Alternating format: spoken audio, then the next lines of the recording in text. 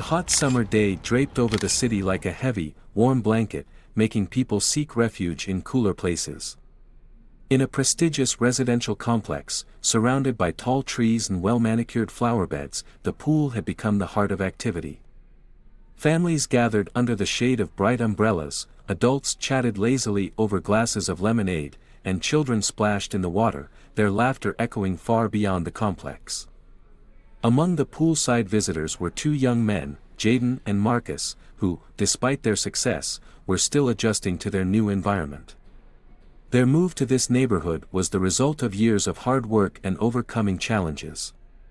Jaden, a talented engineer, had recently been promoted, while Marcus, who had founded a small real estate agency, was beginning to attract clients. For them, the pool was a symbol that their efforts had finally paid off. Today was special. After an exhausting week, they allowed themselves to relax, enjoy the calm, and forget about everyday problems. Jaden sat at the edge of the pool, dipping his legs into the cool water, while Marcus reclined on a sun lounger, stretching out under the sun. Their conversation touched on everything and nothing at the same time, memories from the past, plans for the future, jokes about colleagues. They were savoring the moment. No one thought about how the day might end because nothing hinted at trouble. But fate often takes unexpected turns, and its first signal here was subtle. Something shifted in the air.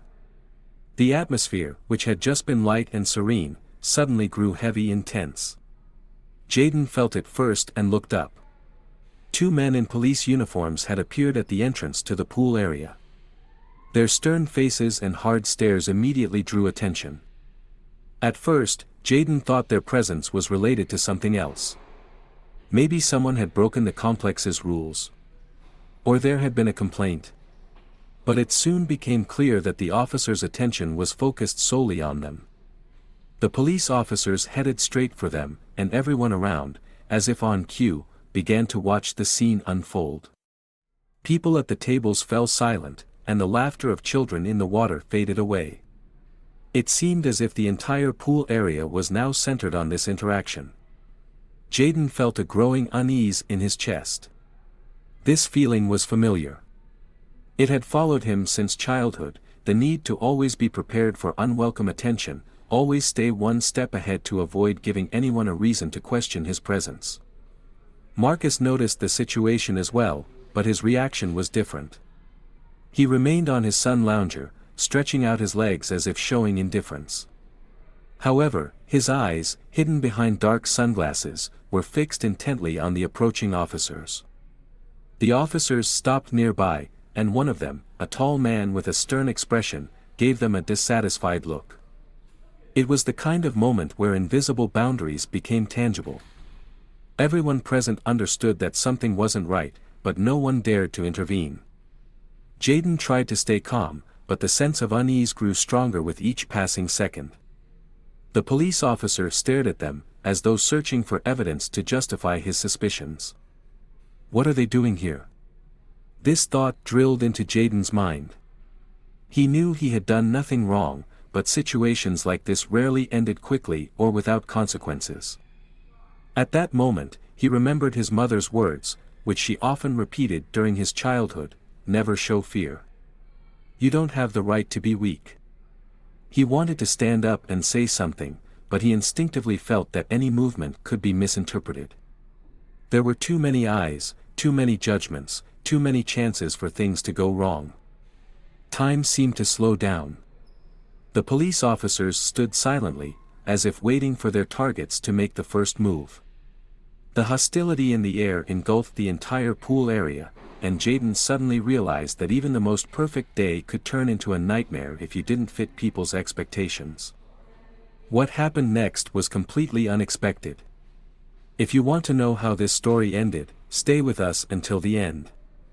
The events that unfolded in just a few minutes not only changed this day but also the lives of everyone involved in the scene. The calm poolside atmosphere had transformed into something entirely different. What had been a serene weekend gathering now felt like the first act of an unwelcome drama. The two officers stood still, their uniforms stiff in the summer heat, their presence disrupting the natural flow of the afternoon. Jaden's heart began to race, though his face betrayed none of it. He had grown accustomed to moments like this, when a perfectly ordinary day suddenly turned into a silent battle for dignity. Marcus, lounging beside him, seemed relaxed, but Jaden knew better. Beneath Marcus's calm demeanor, his friend was equally on edge, reading the situation as carefully as Jaden was. The taller officer stepped forward, his boots crunching against the smooth tiles. He stood over the two friends, his shadow falling across Jaden's knees. His expression was unreadable, but his gaze lingered a little too long. "Can I see some ID?" the officer said, his voice even but firm, cutting through the low hum of whispers that had started to spread among the other poolside guests. Jaden hesitated, his mind racing. Why did they need ID? They lived here. They had done nothing wrong. But he also knew that questioning authority at a moment like this could make things worse.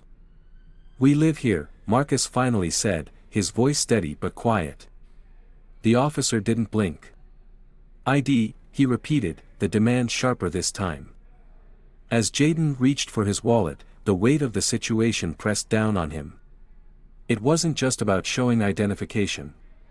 It was about proving, once again, that they belonged, that they had the right to be here. No matter how many times he had done this before, the act of justifying his existence in spaces like this never grew any easier. Around them, the scene felt frozen. Parents sat rigidly in their chairs, their children clutching pool noodles and beach balls as they watched with wide eyes. A young couple whispered to each other near the diving board, their gazes darting between the officers and the two friends. The air was thick with curiosity, judgment, and something that felt dangerously close to complicity. The shorter officer scanned the pool deck with a faint smirk, as if enjoying the discomfort their presence had caused. His hand rested lightly on his hip, just inches from the holster of his sidearm. Jaden handed over his ID, trying to maintain eye contact without showing the anger bubbling beneath the surface. The taller officer took it without a word, his eyes scanning the plastic card as if searching for something to validate his suspicion. "What's your address?" the officer asked, his tone now laced with a faint edge of challenge. "Apartment 204, Jaden replied, his voice clipped. "And you?" The officer turned to Marcus. "The same," Marcus said. The officer glanced at both IDs before handing them back. His face revealed nothing, but the silence that followed spoke volumes. It was as if he was weighing his next move, deciding whether or not to push further. "We've had reports of suspicious activity in the area," the shorter officer interjected, his tone casual but his words loaded. "Just doing our job." Suspicious activity. The phrase hung in the air, vague and ominous. Jaden felt a familiar knot tightening in his stomach. He wanted to ask what exactly had been reported, what "suspicious" meant, and why it always seemed to apply to people like him and Marcus. But he knew better. The taller officer stepped back, giving them one last look before turning to his partner. "Check with the building manager," he muttered.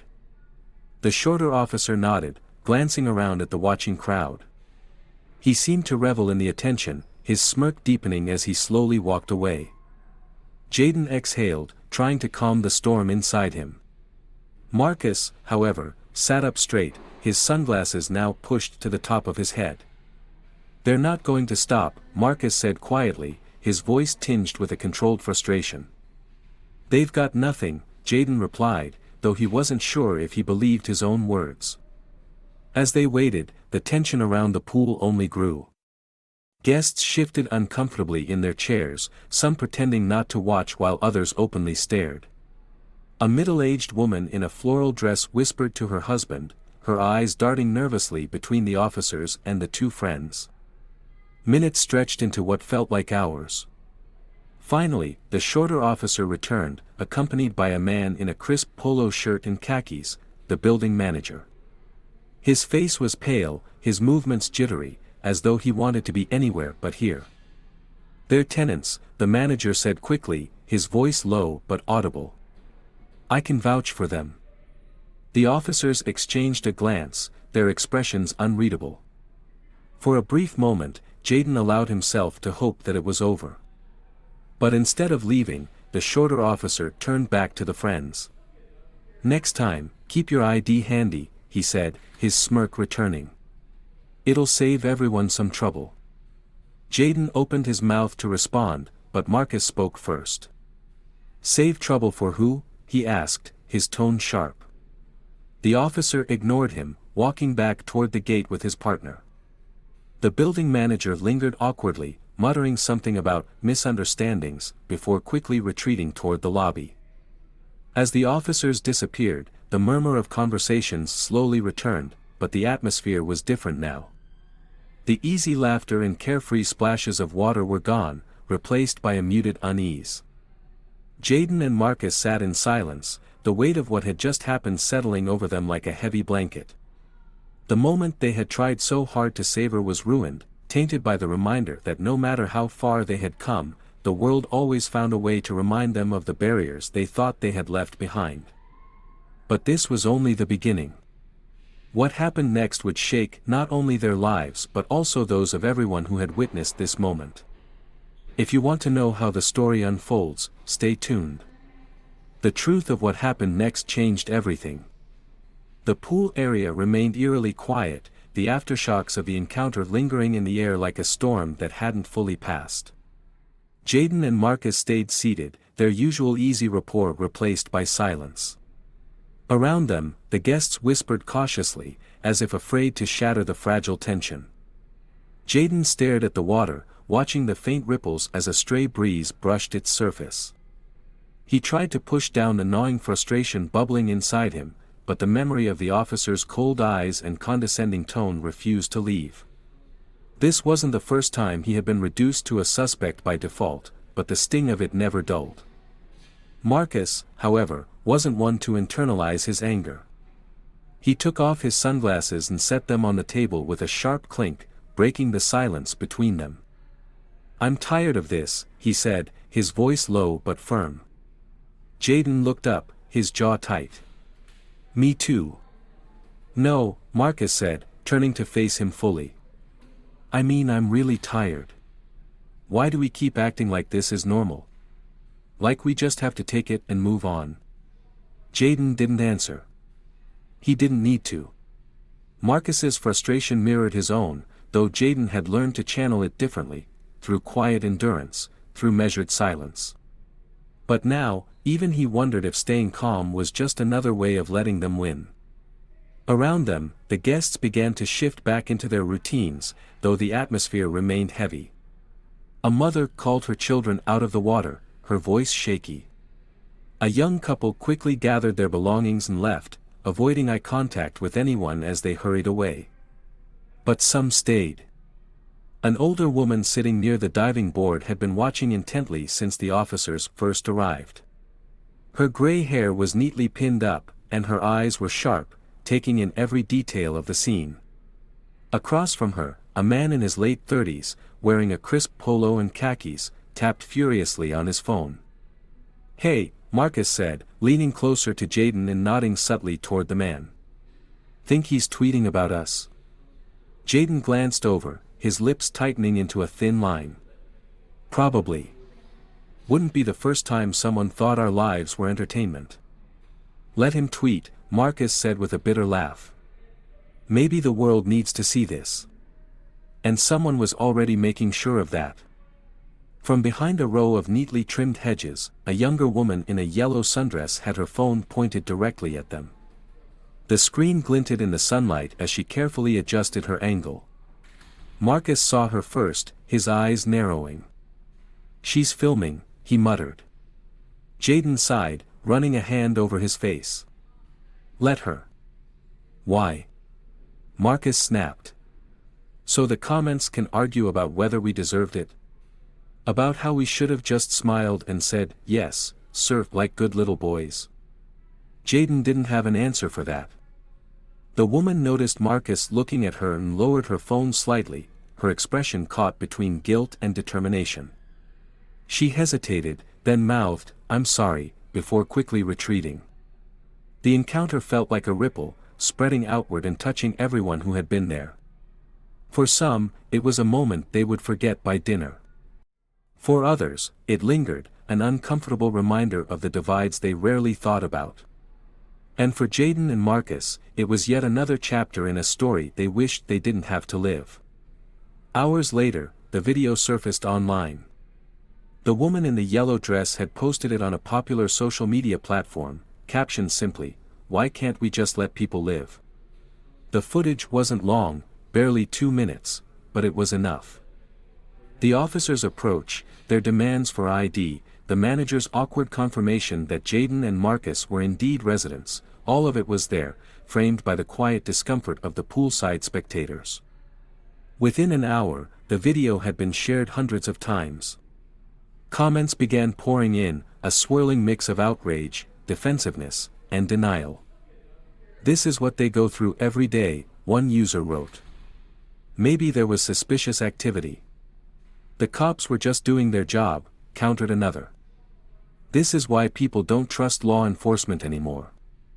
Why didn't they just comply and avoid the trouble?" Jaden's phone buzzed incessantly as notifications poured in. He hadn't even seen the video yet, but people were already tagging him, texting him, asking if he was okay. "Great," Marcus muttered when he saw the clip on his own screen. "Now we're the main characters of the internet for the day." Jaden leaned back on the couch in their shared apartment, exhaustion washing over him. He didn't want to read the comments. He didn't want to see the debate about his life, his humanity, being reduced to a trending topic. "This won't change anything," he said finally, his voice heavy. Marcus looked up sharply. "You don't know that." "Come on, man," Jaden said, shaking his head. "We've seen this before. People get mad for a week, maybe 2. Then it's on to the next thing." Marcus stood, pacing the room. "Maybe. But maybe not. What if this is the time it sticks? What if this is the time people actually wake up and do something?" Jaden wanted to believe him, but he couldn't shake the weight of cynicism. He had been here too many times before, seen the cycle play out over and over. "Let them talk," Marcus said, his voice growing stronger. "Let them argue. Because whether they like it or not, they're paying attention. And attention is the first step." What happened next would prove whether Marcus was right. The event set into motion by that 2-minute video would ripple far beyond their lives, touching people they had never met and forcing conversations they thought the world had long stopped having. Stay with us to see how this story unfolds. By morning, the video had gone viral. What had started as a quiet post from an anonymous witness had turned into a roaring storm of opinions, outrage, and calls for action. It was everywhere: social media feeds, online forums, and even local news segments. The headline was simple but powerful: "Residents or Suspects?" Viral video sparks outrage at local pool. Jaden stared at his phone, scrolling through an endless stream of comments, retweets, and reposts. The faces of the two officers had become the focal point of countless debates, while Jaden and Marcus were reduced to symbols, a reflection of the systemic biases people either rallied against or stubbornly denied. "This is getting out of control," Jaden muttered, tossing the phone onto the coffee table. Marcus, sitting across from him, leaned back in his chair, his arms crossed. "Out of control is the only way things change," he said. Jaden shot him a tired look. "You really think a trending hashtag is going to fix this?" "It's not about fixing it overnight," Marcus replied, his tone sharp but measured. "It's about making people look, making them see what we deal with every day." Jaden let out a heavy sigh. "And then what?" "They watch, they comment, they forget." "Maybe some do," Marcus admitted. "But not all. Some people actually wake up." The story didn't fade away as quickly as Jaden had predicted. Instead, it picked up momentum. By midday, news vans were parked outside the residential complex, their satellite dishes pointed skyward as reporters clamored for statements. The building manager had been caught off guard, forced to give a brief and nervous explanation: this was all a misunderstanding. The officers were just doing their job. We have a responsibility to keep our residents safe. The statement only poured fuel on the fire. What were they being kept safe from? Asked a prominent activist in a widely shared video. Two young men enjoying a sunny day by the pool. This is not about safety. This is about perception, about who people think belongs and who doesn't. The local police department issued a curt response, emphasizing that the officers were following protocol after receiving reports of unfamiliar individuals in the area. They offered no apology. Unfamiliar individuals, Marcus repeated bitterly when he read the statement aloud. That's code for people who don't look like they fit. Jaden nodded silently. The words felt like a punch to the gut, a confirmation of every unspoken rule they had been navigating their entire lives. By the evening, protests had begun to form. It started with a small group of residents who gathered outside the complex's gates, holding signs that read, "This is our home too," and "Stop policing black lives." By nightfall, the crowd had swelled, joined by local activists, students, and even families with children in strollers. From their apartment window, Jaden and Marcus watched the scene unfold. The air was thick with chants and the rhythmic beat of drums, a stark contrast to the quiet tension of the pool just a day ago. "They're here for us," Marcus said quietly, his voice a mix of pride and disbelief. Jaden didn't respond. He felt conflicted, torn between gratitude for the support and a lingering discomfort at being the center of a movement he hadn't asked for. His phone buzzed on the table. Another journalist. Another request for an interview. "You should talk to them," Marcus said, noticing Jaden's hesitation. "Why me?" Jaden shot back. "Because people are listening," Marcus replied. "They're paying attention to us right now. We have a chance to tell them what this feels like, what it means. Don't waste it." Jaden hesitated. He wasn't sure he had the words, or even the will, to explain the weight of what had happened. But he also knew Marcus was right. The next day, Jaden found himself sitting in front of a camera, a microphone clipped to his shirt. The reporter, a young woman with a calm and reassuring demeanor, asked him to start from the beginning.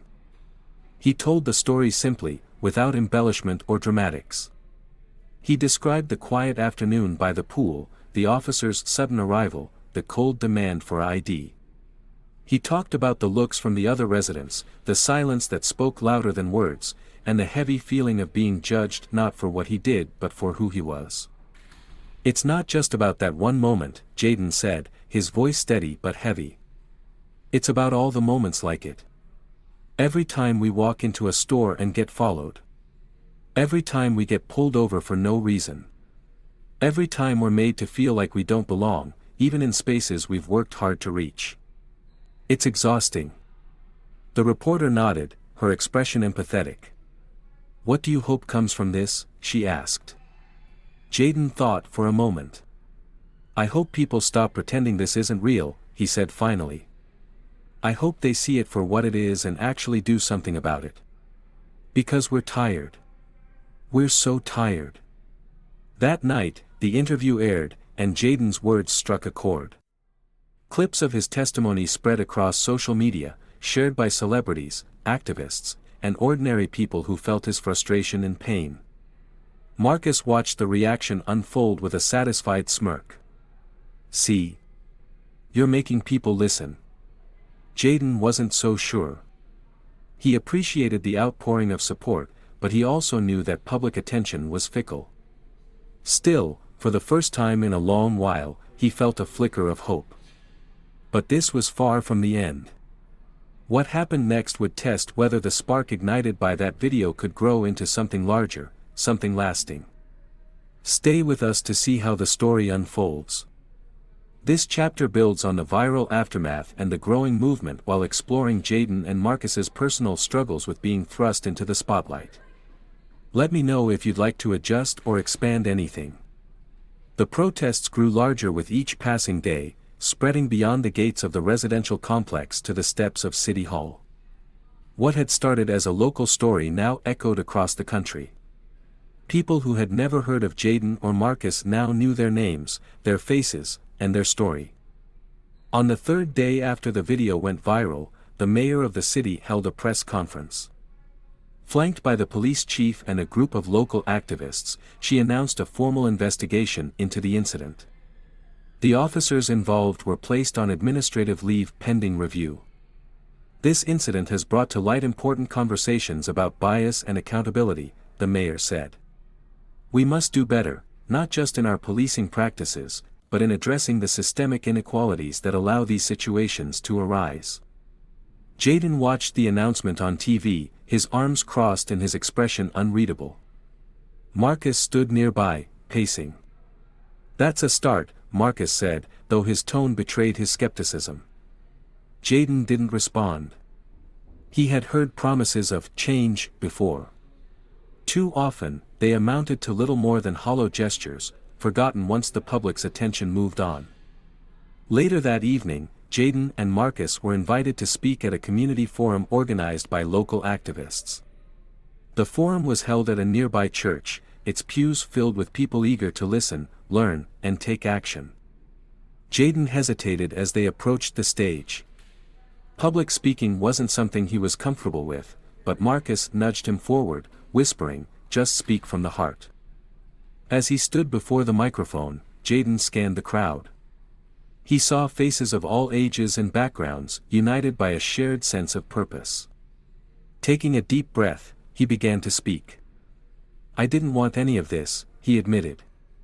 "I didn't ask to become a symbol or a headline. Marcus and I just wanted to spend a quiet afternoon by the pool. That's all. But what happened that day is bigger than us. It's about a system that constantly questions whether people like us belong, no matter how hard we work or how much we achieve."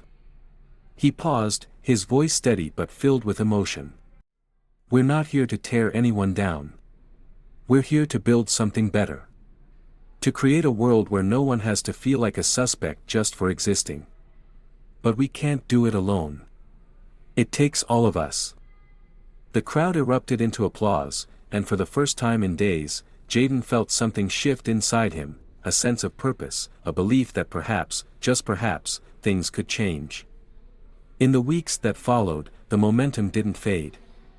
The protests led to tangible actions. The city council passed a resolution mandating bias training for all police officers, and an independent oversight committee was formed to handle complaints of discrimination. Jaden and Marcus found themselves at the center of a growing movement. They were invited to speak at colleges, community centers, and even national conferences. Each time, they shared their story, not as victims, but as advocates for change.